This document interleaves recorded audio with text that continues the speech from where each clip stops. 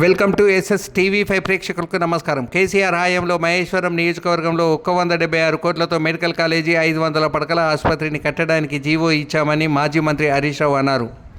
27వ తేదీ 9వ నెలలో 23 నాడు నేను సబితకతో కలిసి వెళ్లి ఆ మెడికల్ కాలేజీకి 500 పడకల ఆసుపత్రి శంకుస్థాపన కూడా చేశామని తెలిపారు.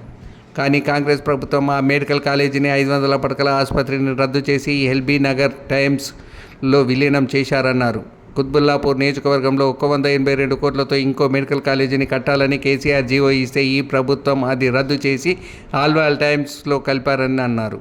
మేడ్చల్ జిల్లాలో ఒక మెడికల్ కాలేజీకి లేకుండా ఈ కాంగ్రెస్ ప్రభుత్వం అన్యాయం చేసిందని హరీష్ రావు పేర్కొన్నారు. ఆరోగ్యశ్రీ నేను 10 లక్షలకు పెంచానని, ఇవాళ ఆసుపత్రుల వాళ్ళు మేము ఆరోగ్యశ్రీ కింద వైద్యం బంద్ చేస్తామని చెప్తున్నారని తెలిపారు. నీ పాలన ఎలా ఉంది అంటే కాలేజీలు బంద్ చేస్తామని, ప్రైవేట్ కాలేజీలు ఆసుపత్రులు బంద్ చేస్తామని ప్రైవేట్ ఆసుపత్రులు చెప్తున్నాయని తెలిపారు. ఆరోగ్యశ్రీకి కేసీఆర్ గారి ప్రభుత్వంలో ఎప్పటికప్పుడు నిధులు ఇచ్చి మంచి వైద్యం అందించామన్నారు.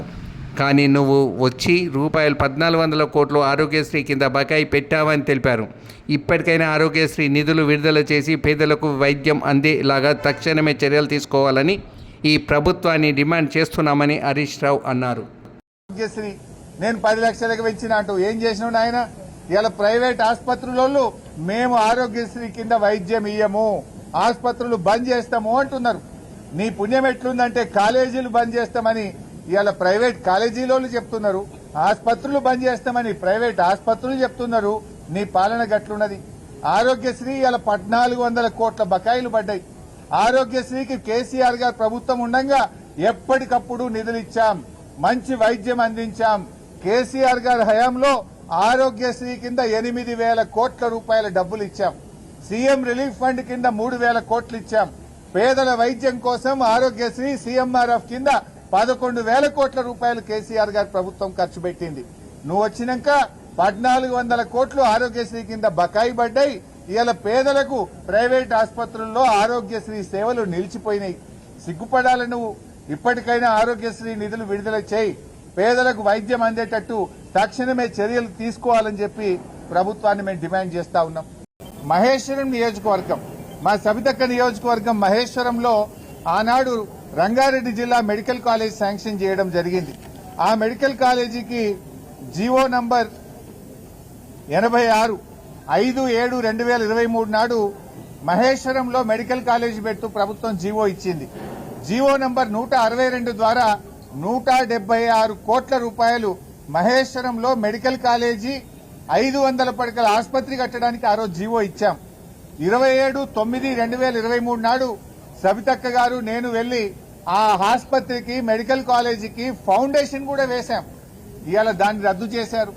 దాన్ని రద్దు చేసి ఏం చేసిండ్రు? ఈ టిమ్స్ ఎల్బీ నగర్ లో విలీనం చేసినారు. 2 రకాలుగా నష్టం. మహేశ్వరంలో మెడికల్ కాలేజ్ వస్తే, అక్కడ ఒక ఆసుపత్రి వస్తే అక్కడ పేదలకు వైద్యం దొరికేది, ఇక్కడ సూపర్ స్పెషాలిటీ సేవలు దొరికేది. ఇవాళ జనరల్ మెడిసిన్ మెడికల్ కాలేజ్ వస్తే ఏమైతుంది? ఏ కరీంనగర్లనో వరంగల్లోనో సిద్దిపేటలో మెడికల్ కాలేజీలు ఏ సేవలు ఉంటాయో గవే సేవలు దొరుకుతాయి. కానీ మనము టిమ్స్ ఎల్బీ నగర్ కట్టిన ఉద్దేశం ఏంది? సూపర్ స్పెషాలిటీ సేవలు అందాలి. ఇలా 400 పడకల ఇళ్లకు వస్తే ఈ 1000 పడకల్లో 400 తగ్గిపోయి పేదలకు ఇలా సూపర్ స్పెషాలిటీ సేవలు దొరకకుండా పోతుంది. అటు మహేశ్వరంలో మెడికల్ కాలేజీ రాకుండా పోతుంది. 2 రకాలుగా నష్టం. అదేవిధంగా మా వివేక్ గౌడ్ గారి నియోజకవర్గం కుత్బుల్లాపూర్ లో కూడా కేసీఆర్ గారు 182 కోట్లతో జీవో నంబర్ 162 ద్వారా అక్కడ మెడికల్ కాలేజ్ శాంక్షన్ చేశాం. ఇవాళ మేడ్చల్ జిల్లాకే మెడికల్ కాలేజ్ లేకుండా పోతా ఉంది. దాన్ని తెచ్చి ఏం చేసిండ్రు? టిమ్స్ అల్వాల్లో దాన్ని కలిపేసిండ్రు. అంటే ఇవాళ కుత్బుల్లాపూర్ కాన్స్టిట్యున్సీలో పేదలకు వైద్యం అందుబాటులో లేకుండా దాన్ని తీసుకుపోయి అల్వాల్లో కలిపేసిండ్రు. కేసీఆర్ గారి ఆలోచన ఏంది? అల్వాల్లో 1000 పడకల టిమ్స్ రావాలి, కుత్బుల్లాపూర్ లో మెడికల్ కాలేజ్ తో పాటు 500 పడకల ఆసుపత్రి రావాలి. కేసీఆర్ గారి ఆలోచన ఏంది? ఎల్బీ నగర్ లో 1000 పడకల సూపర్ స్పెషాలిటీ ఆసుపత్రి రావాలి, మహేశ్వరంలో 500 పడకలతో మెడికల్ కాలేజీ రావాలి. అంటే ఇలా మహేశ్వరంలో మెడికల్ కాలేజ్ లేకుండా చేసిండ్రు, కుత్బుల్లాపూర్ లో మెడికల్ కాలేజ్ లేకుండా చేసిండ్రు.